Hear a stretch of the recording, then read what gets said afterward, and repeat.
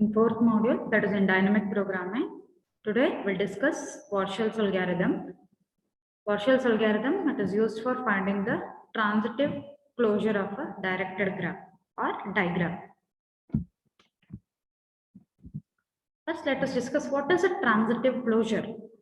A transitive closure of a directed graph with n vertices can be defined as the n cross n Boolean matrix T is equal to Tij, in which the element in the ith row and the jth column is 1 if there exists a non-trivial path. Non-trivial path means a directed path of a positive length from ith vertex to the jth vertex, otherwise Tij is 0.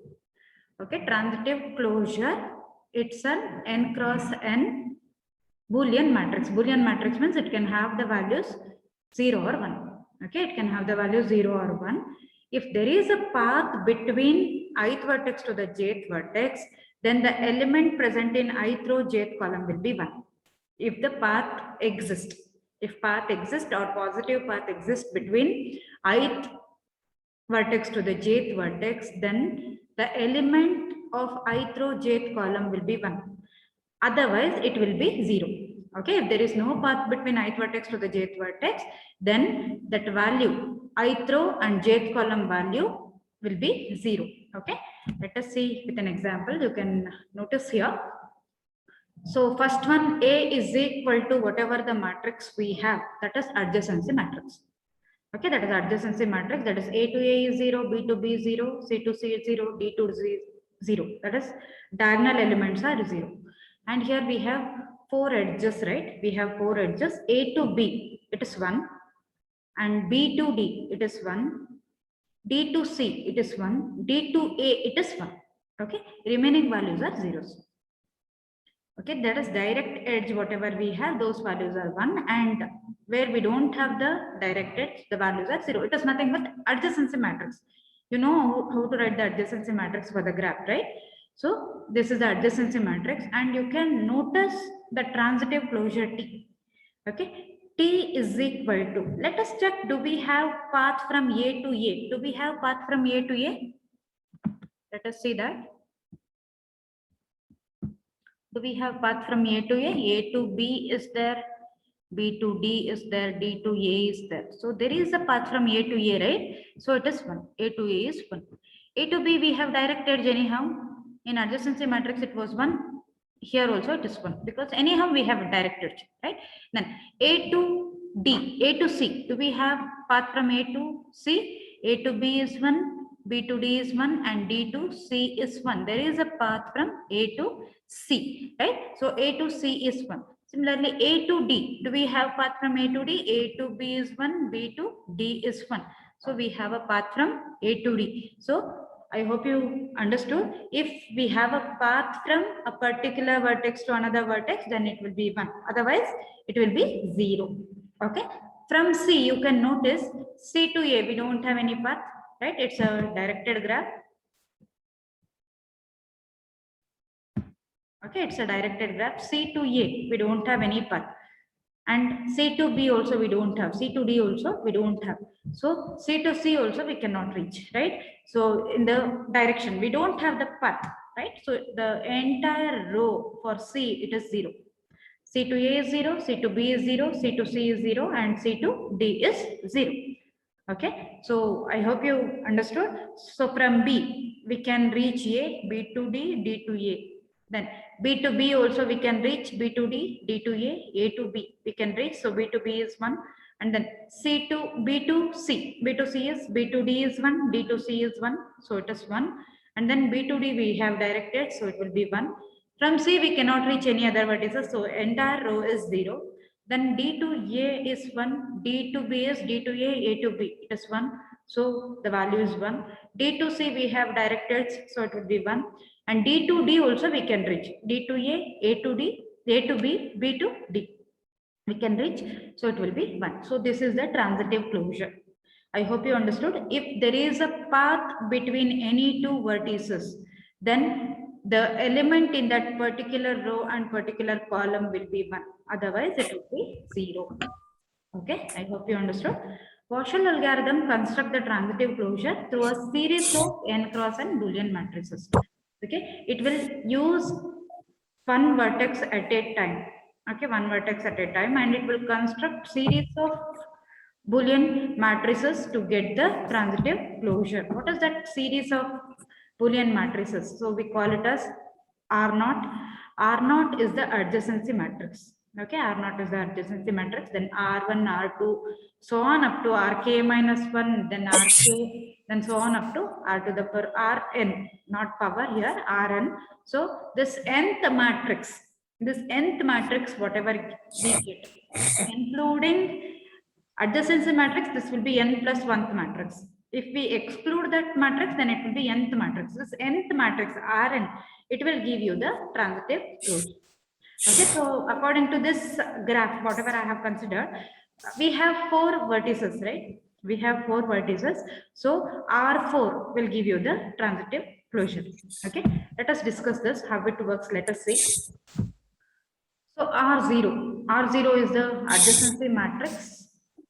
So we have 4 edges here. A to B is 1, B to D is 1, D to A is 1, and D to C is 1. Remaining values are zeros. So here this is nothing but the adjacency matrix of the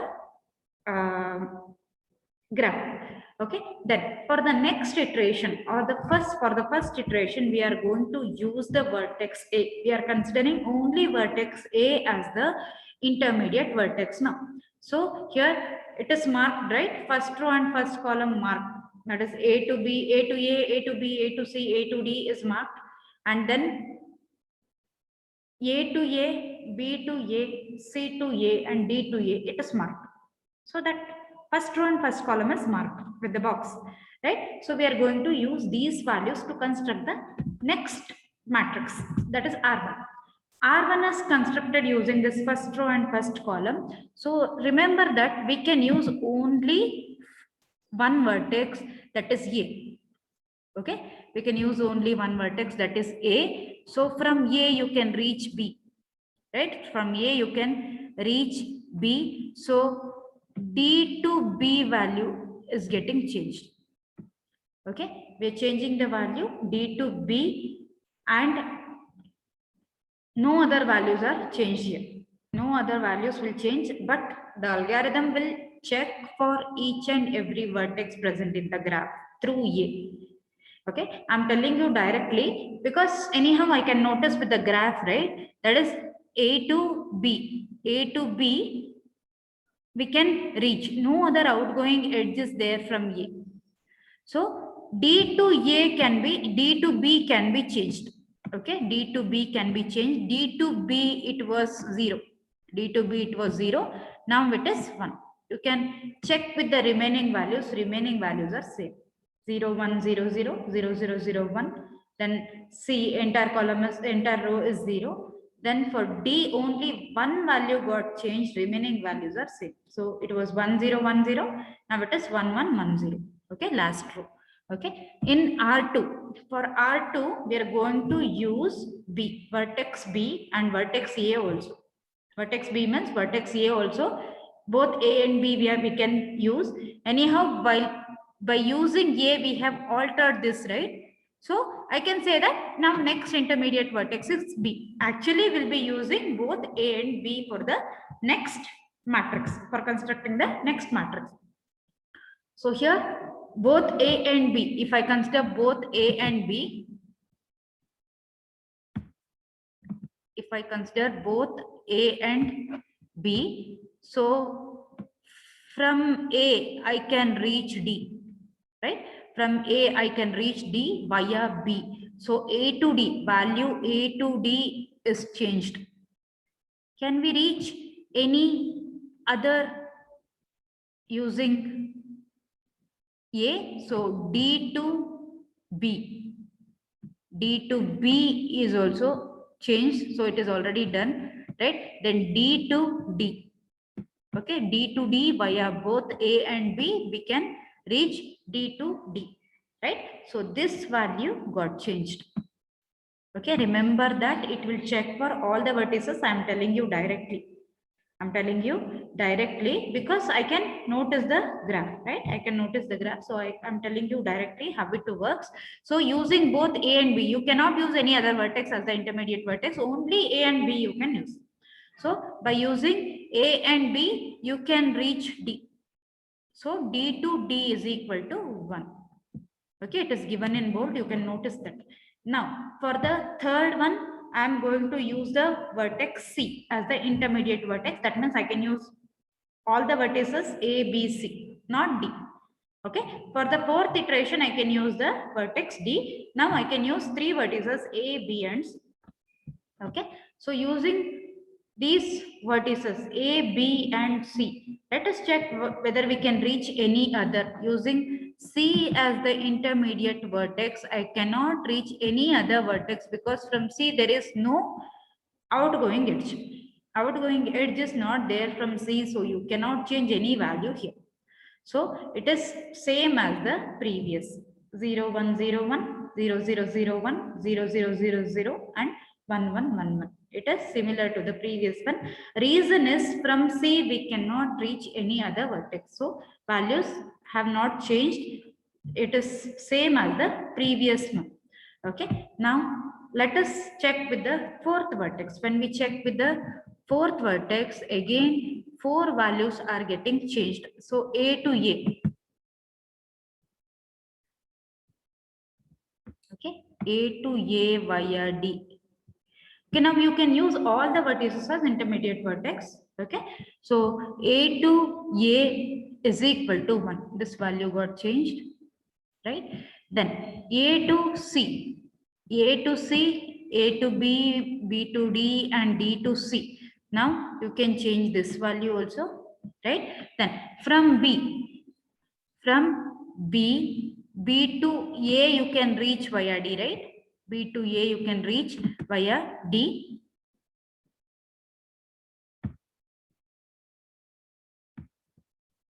Okay, B to A you can reach via D. Okay, B to B also you can reach, right? B to B also you can reach, and then B to C also you can reach via D.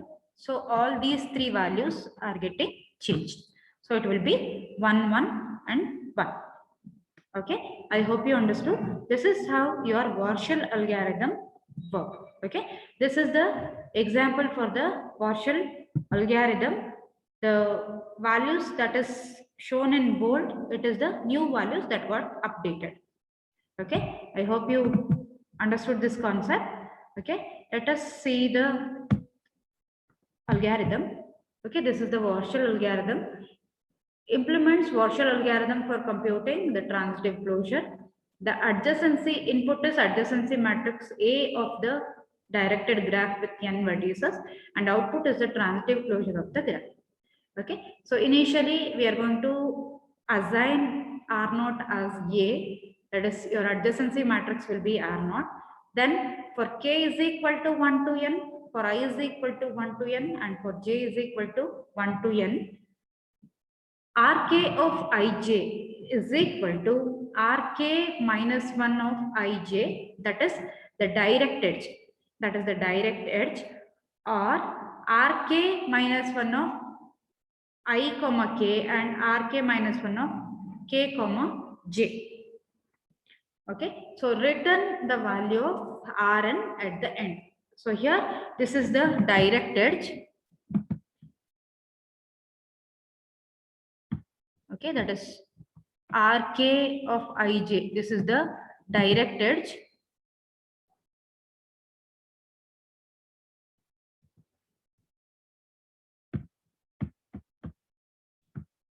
This value is the direct edge or intermediate edge. Which is that intermediate vertex? Intermediate vertex is k.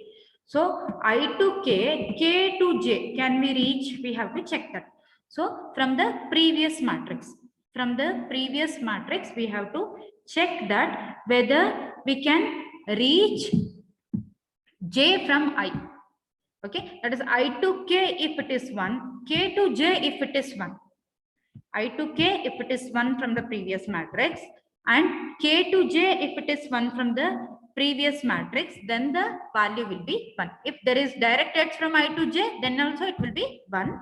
Or via k, that is through k can be reach j from I to k must be 1, k to j must be 1, then it will be 1. So this will continue for all the vertices. Okay, this loop will execute for all the vertices, and then it will return Rn. Okay, it will return Rn, that will give you that is nth matrix will give you the transitive closure.